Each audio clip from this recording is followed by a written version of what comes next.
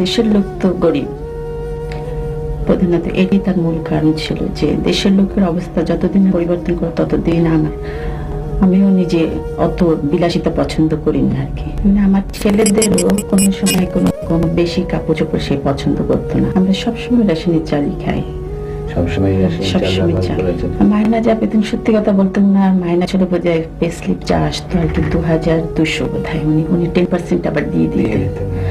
তো তার মধ্যে থেকে আমাকে সে 2000 টাকা দিত, ওর মধ্যেই আমার সংসার চালাতে হতো। মানে আমার ছেলেদেরও কোনো সময় কোনো রকম বেশি কাপড় চোপড় সে পছন্দ করতো না।